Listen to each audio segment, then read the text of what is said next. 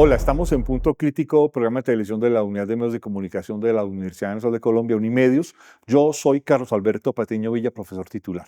En el año 2022 fue elegido el presidente Gustavo Petro con la bandera de que era el primer presidente de izquierda o de ideología de izquierda, signifique esto lo que signifique, en Colombia, y que esto implicaba pues un cambio obviamente político de fondo. Sin embargo, ha habido un debate permanente auspiciado por el mismo presidente, diciendo que hay una especie de intento de golpe de Estado desde el inicio de su gobierno, y las versiones han cambiado sobre golpe duro, golpe fuerte, golpe blando, golpe militar, golpe de Estado, golpe civil. A propósito de este debate, el profesor Eduardo Pizarro León Gómez ha publicado este libro que se llama Ni golpes militares ni golpes civiles, sobre la tradición civilista en Colombia. Es un libro urgente, necesario, y que va a apuntalar el debate político en Colombia. Profesor Eduardo Pizarro, muchas gracias por estar con nosotros en Punto Crítico, muy amable. Muchas gracias, profesor, por la invitación. Pues, profesor Pizarro, yo he leído con muchísimo interés, obviamente, su libro, con muchos detalles, muchas notas, pero yo quiero arrancar por la pregunta que es obvia. ¿Por qué Colombia, que no ha padecido el fantasma necesariamente de golpes militares y ni siquiera de golpes de Estado, vuelve a estar, digamos, en esta coyuntura política que intenta estar atravesada por el fantasma del golpe de Estado? Sí, yo quisiera comenzar explicando el origen del libro, si te parece. Claro que sí. Porque un mes antes de la posesión de Gustavo Petro, nos invitaron a almorzar a un grupo de profesores en una embajada de América Latina. Y el embajador nos dijo: tengo la información de la capital de mi país que va a haber un golpe militar para impedir que Gustavo Petro se posesione como presidente. Y yo le dije: señor embajador, Colombia es el único país que no conoce en América Latina prácticamente la existencia de golpes militares.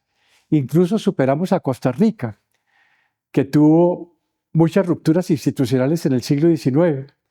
Y le dije: señor embajador, Colombia solamente tuvo el gobierno de José María Melo en 1854 durante 8 meses, y los gobiernos cívico-militares de Gustavo Rojas Pinilla y la Junta Militar de Gobierno entre 1953 y 1958. Es decir, 7 años desde 1831, desde la disolución de la Gran Colombia. Pinochet duró 17 años en el poder, Stroessner 34 años en Paraguay, y en Colombia en casi 200 años, 7 años. Le dije: embajador, perdón, esta es una tradición colombiana que va a continuar. Y luego, cuando Gustavo Petro, después de una movilización de militares en retiro que hubo en la Plaza de Bolívar, habló de la amenaza de un golpe militar, eso generó en las filas de las fuerzas militares mucho malestar, porque su mayor orgullo institucional es la tradición civilista, que es muy particular. Y luego, cuando salí del almuerzo en la embajada de este país latinoamericano, pensé: hay 1000 libros tratando de explicar por qué América Latina era el continente de los golpes militares, hoy en día es África, y por qué no hay uno solo explicando por qué Colombia es la excepción. ¿Por qué? A pesar de las guerras civiles en el siglo XIX, a pesar de la violencia que ha sufrido el país desde 1948 en adelante, etc., ¿por qué somos la excepción? Y ese fue el origen del libro. De hecho, haces una pregunta sobre Colombia que la quiero retomar, que está en la página 29, que resulta ser clave. ¿Está Colombia condenada a vivir una ruptura institucional hacia un régimen abiertamente autoritario, y ya sea de derecha o de izquierda, como ocurre aquí y allá en el mundo? ¿O, por el contrario, es posible, además de deseable, que las élites dirigentes y sus bases de apoyo encuentren una vía para la construcción de unos acuerdos sobre lo fundamental, que incluyan, ante todo, la celebración de elecciones con plenas garantías para la oposición en 2026, para así evitar una crisis generalizada y conservar la larga tradición civilista que ha caracterizado el devenir de nuestro país? ¿Cómo desarrollas esta pregunta? Ese tema lo desarrollé en el libro de la siguiente manera, y luego te hablo sobre el momento actual. En América Latina, el mecanismo utilizado para resolver las crisis políticas era el arbitraje militar. Cada vez que había conflictos entre las élites, momentos de inestabilidad política, los militares intervenían. La crisis que se generó con el gobierno de Salvador Allende en Chile, que dio origen a Pinochet u otros. En Colombia lo interesante es que las crisis políticas se han resuelto con acuerdos nacionales. Después del gobierno, la dictadura del general Reyes, vino el gobierno de Unión Republicana de Carlos C. Restrepo. Después de la crisis que se desató con el fin de la hegemonía conservadora en 1930, vino el gobierno de Concentración Nacional con miembros del Partido Conservador en el gabinete de Enrique Olaya Herrera. Ospina Pérez intentó evitar que el país se deslizara en la violencia con los gobiernos de Unión Nacional en 1946 y 48. Luego vino el Frente Nacional para superar los gobiernos cívico-militares de los años 50 y el último gran acuerdo nacional fue en 1991, en medio del narcoterrorismo y la crisis que vivía Colombia en ese momento, el asesinato de Galán. Vino la Constitución de 1991 con Álvaro Gómez Hurtado, de origen conservador, Horacio Serpa Uribe, de origen liberal, Antonio Navarro Wolf, del M-19, y fue el primer gran acuerdo nacional más allá de las élites bipartidistas, lo que un autor que tú has leído, La conversación entre caballeros. Entonces, en Colombia, cuando se habla de un acuerdo nacional, no estamos sacando la idea de un sombrero. Hay una tradición colombiana de acuerdos nacionales. La última participó el M-19 con los dos partidos tradicionales y hoy en Colombia, frente a las grandes tensiones que ha desatado el primer gobierno de izquierda, la existencia de sectores de extrema derecha que son muy activos y a través de las redes buscan generar el fin del gobierno de Petro antes de terminar su mandato en 1926 e insisten sobre esa idea de 2026, me parece clave recuperar esta experiencia colombiana de los acuerdos nacionales, porque eso sería lo fundamental para evitar este momento crítico de polarización donde hay un debate. ¿Se trata de una fractura nacional o se trata de dos polos muy radicalizados, pero que no reflejan el espíritu nacional? Ahí hay un debate interesante. Antes de pasar al momento actual, no quiero que pasemos a algo metodológico muy importante, la diferencia entre golpes militares, golpes de Estado e interrupciones institucionales de los gobiernos. ¿Cómo entender esos tres conceptos? Sí, yo lo que hice fue lo siguiente en el libro.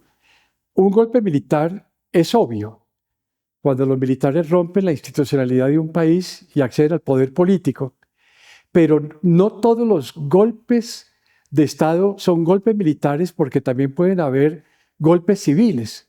Cuando un presidente asume funciones en detrimento del otro, elegido democráticamente. El último golpe civil en Colombia fue hace 124 años, cuando el presidente San Clemente, con más de 80 años, un estado de salud muy precario, pretendió gobernar a Colombia desde Villeta. Imaginémonos en medio de la guerra civil de los 1000 días, sin internet, gobernando desde Villeta este país tan complejo. Y obviamente el vicepresidente marroquín asumió el poder, pero el último golpe civil fue hace 124 años, marroquín contra San Clemente, y el último golpe militar fue en 1854, propiamente militar. Entonces, para mí, golpe civil es la destitución ilegal de un presidente elegido democráticamente. Eso es lo que yo defino como golpe civil. Existe siempre la idea alrededor de Gustavo Rojas Pinilla como una especie de, algunos dicen que golpista, otros dicen que régimen militar duro, y de hecho rescatas un término que es el de la dicta blanda, que surge además del entorno franquista de los 70s. ¿Cómo considerar el concepto de la idea del gobierno de Rojas Pinilla? Rojas Pinilla llega al poder presionado por el ospinismo y sectores del Partido Liberal. Es decir, y él no tiene el deseo de asumir el poder, pero fue presionado por las élites que se oponían al gobierno de Laureano Gómez y querían superar la violencia en Colombia.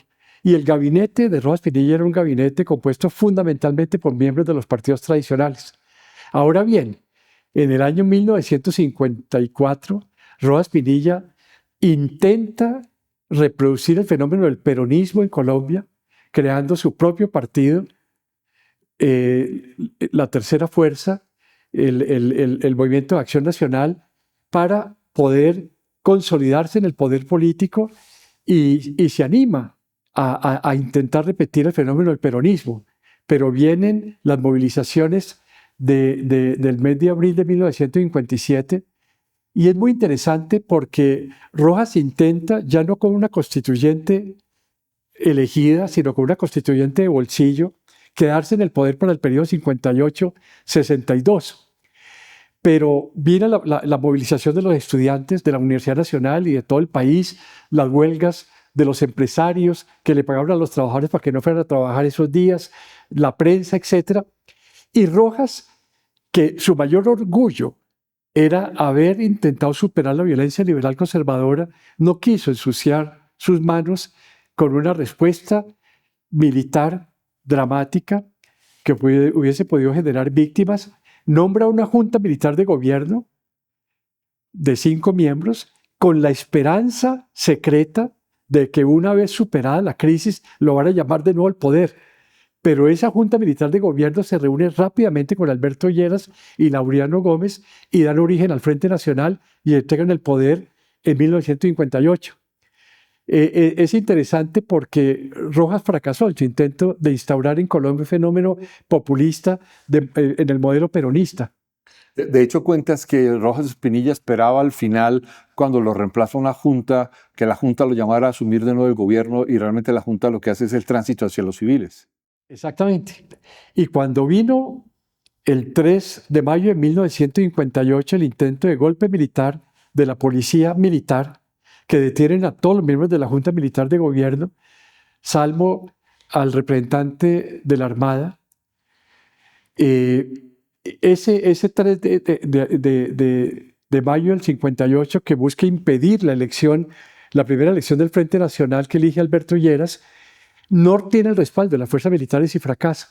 Es decir, ese es otro ejemplo interesante de la ausencia de la vocación de las fuerzas militares como árbitro político en momento de crisis. No apoyaron el intento de la policía militar de tumbar la Junta Militar de Gobierno y de traer a Rojas, que estaba en el Caribe, en una isla, montado en un avión, esperando el triunfo del 3 de mayo para regresar al poder. Rojas había despertado sus ambiciones de poder. Comienzas el libro contándonos la historia de este almuerzo en una embajada de un estado de América Latina, la discusión con el embajador o por la conversación con el embajador mejor, etc. Y se desarrolla, se desata todo este debate político sobre si hay un golpe blando o no. En alguna parte del libro relatas además que esto de alguna forma tiene que ver con una controversia política muy importante e institucional entre la Presidencia de la República y la Procuraduría General de la Nación, donde Gustavo Petro y Margarita Cabello mantienen dos interpretaciones diferentes sobre la suspensión del alcalde de Riohacha y sobre las competencias de uno y otro en este contexto. Y esto desata toda la controversia alrededor del golpe blando. Antes de que me respondas, quiero recordar que ha habido además todo un debate también sobre decisiones polémicas de los entes de control en los gobiernos de Iván Duque, de Juan Manuel Santos, de Álvaro Uribe, de Andrés Pastrana, etc. Siempre ha habido una especie de condición. ¿Qué hace que ahora sea distinto? Yo creo que lo distinto es dos cosas. Por un lado, el debate en el Consejo Nacional Electoral sobre los topes de la campaña electoral de Gustavo Petro, su campaña electoral, que supuestamente desbordó los topes y que puede llevar a que el Consejo Nacional Electoral traslade esta investigación a la Comisión de Acusaciones de la Cámara, y si la Comisión de Acusaciones de la Cámara encontrara responsable a la campaña de Gustavo Petro, trasladarlo a la plenaria de Cámara y Senado y la posibilidad de una destitución del presidente. Eso que es normal en la legislación colombiana, que hay este tipo de investigaciones, desgraciadamente se ha politizado. Y sectores de extrema derecha han insistido en que, dado que eso supuestamente ocurrió, hay que intentar sacar ya antes del 7 de agosto de 2026 al presidente Gustavo Petro y han politizado indebidamente una medida normal de investigación legal que se ha dado también con otras campañas en el pasado. Entonces me parece que lo preocupante ha sido esta politización indebida de un proceso legal llamando a terminar con el gobierno actual antes de su periodo del 7 de agosto de 2026. Y eso evidentemente ha generado como reacción que el presidente Gustavo Petro diga que hay una utilización indebida y una politización indebida de la justicia para terminar su mandato, y él lo denomina un golpe suave. Yo haría una dura crítica a los sectores que han buscado politizar la justicia, porque eso ha generado un ambiente indebido de riesgo en Colombia de terminar un mandato que sería absolutamente inconveniente para Colombia. Porque de todas formas Gustavo Petro representó las aspiraciones de un sector importante de la sociedad colombiana después de los conflictos y las movilizaciones sociales del año 21, el estallido social y una sensación en estos sectores de que acabaron ilegalmente con el mandato que ellos escogieron, podría desatar de nuevo en Colombia un estallido social. Por consiguiente, yo veo absolutamente inconveniente que eso ocurra, sin negar que la vía legal siga su camino, y eso sería el ideal para Colombia. Profesor Pizarro, este libro sale justo en noviembre de 2024 y lo que quiere decir que en términos temporales al gobierno nacional, si se respetan los calendarios electorales, que no veo, digamos, hasta ahora una especie de alarma crítica, aunque algunos digan que sí, de alteración del calendario electoral en Colombia, que además ha sido bastante regular, como usted mismo lo demuestra en el libro y lo han dicho muchísimos historiadores. Realmente no hay mucho tiempo ni para alterar ni para interrumpir el periodo presidencial del presidente Petro, pero tampoco para buscar otros mecanismos. ¿Qué efecto tiene este debate permanente sobre si hay una especie de golpe blando o no en desarrollo? De hecho, hace poco salió una columna del exfiscal Alfonso Gómez Méndez, hay otra serie de columnas de otra serie de columnistas alrededor de este asunto, al mismo tema se ha referido Germán Vargas Lleras, Thierry Weiss, bueno, y otra serie de personajes importantes de la opinión pública nacional.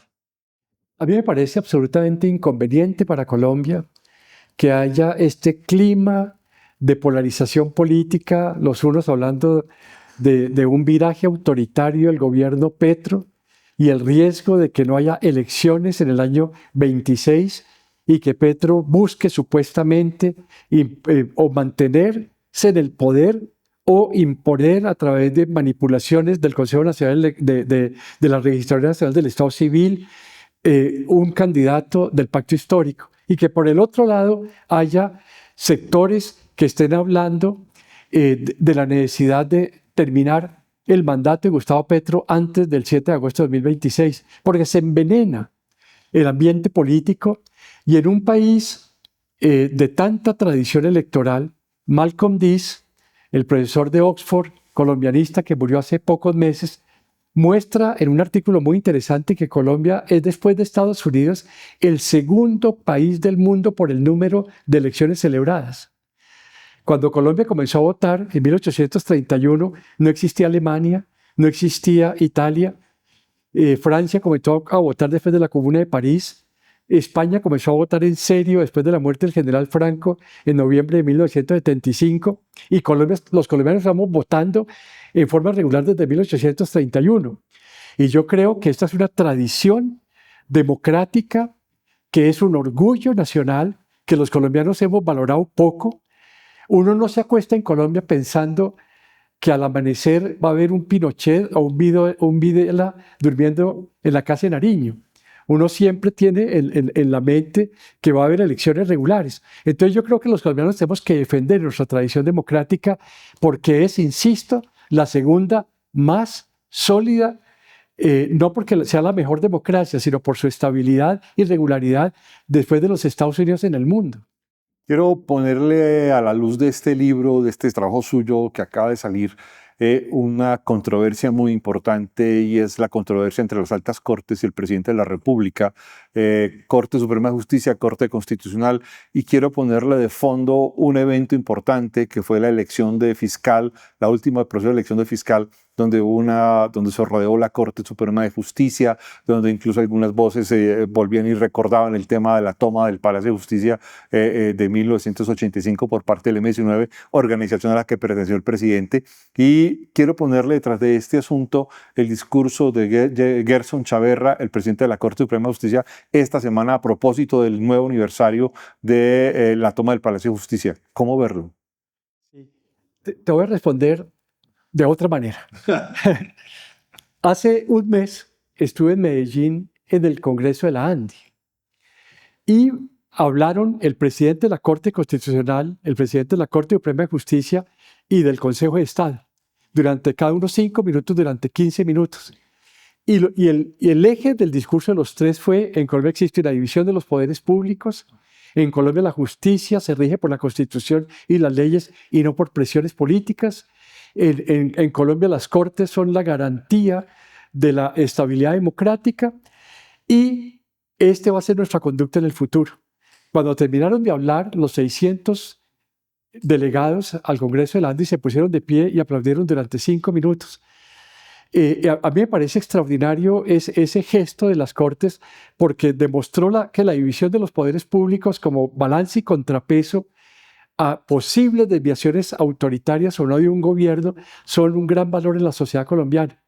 Y entonces, frente a tu pregunta, yo creo que obviamente el presidente de la Corte Suprema de Justicia, que fue mi alumno, él había sido, pocos días antes, Petro había tenido una expresión muy molesta hacia él, porque había dicho que él era el primer negro conservador que conocía. ¿Tú recuerdas? Sí, claro. Muy polémico, además. Que fue muy polémico. Además, hay muchos negros conservadores. Pero él, obviamente, no se expresó de esa manera por esa expresión inadecuada del presidente Petro hacia él, sino porque yo creo que las Cortes reconocen y se autorreconocen como un baluarte de la democracia. Él mismo me comentó que la Corte Suprema de Justicia, que surge a principios del siglo XX, fue una de las primeras Cortes Supremas de Justicia en el mundo y ha servido de modelo para muchas Cortes Supremas de Justicia en América Latina y en otras partes y en otros continentes. Entonces hay tradiciones colombianas que no hemos valorado, pero en la tradición de la justicia independiente me parece que es un gran valor. Y esto también entonces de alguna manera responde al hecho de que las cortes y las entes de control no necesariamente están dando un golpe blando. Yo creo que lo del golpe blando es realmente algo que se ha utilizado políticamente por parte del gobierno Petro, así como la extrema derecha ha usado el discurso sobre un viraje autoritario en la administración Petro para politizar el debate y para descalificar al adversario en el debate político en Colombia. Yo creo que hay que llamar a unos y a otros a bajarle el tono, porque en Colombia hoy se requiere llegar a grandes acuerdos nacionales para sacar el país adelante. Tenemos, como tú sabes, 34 partidos políticos con personería jurídica concedida por el Consejo Nacional Electoral. Ninguna democracia funciona con 34 partidos, porque es imposible conformar mayorías parlamentarias, porque es imposible aprobar leyes de buena calidad. Yo creo que hoy, con esta fragmentación del sistema de partidos, es necesario llegar a acuerdos nacionales para sacar adelante los proyectos que Petro quiere impulsar y que van a dejar una huella en la historia. Si Petro en los próximos 2 años no llega a acuerdos nacionales para sacar adelante sus proyectos de ley, va a ser un gobierno que va a dejar una huella muy débil en la historia de Colombia. En el próximo año, porque en términos reales le queda un año. Le queda un año porque ya comienza la campaña electoral y el Parlamento se disuelve cuando estamos en campaña electoral. Entonces tiene un año para construir acuerdos nacionales y dejar una huella histórica con reformas importantes.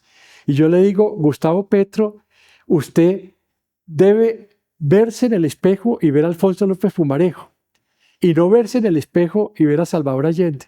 Le queda un año. y usted puede pasar a la historia como un gran reformista si usted logra construir acuerdos nacionales en lo que le resta de su mandato. Pues, profesor Pizarro, muchas gracias por estar con nosotros en Punto Crítico. Muy amable. Muy amable a usted, profesor, y a la universidad. Y le deseo que suscite una gran polémica. Recuerdo este libro del profesor Pizarro, Ni golpes militares ni golpes civiles. Muchas gracias. Los esperamos en una próxima emisión.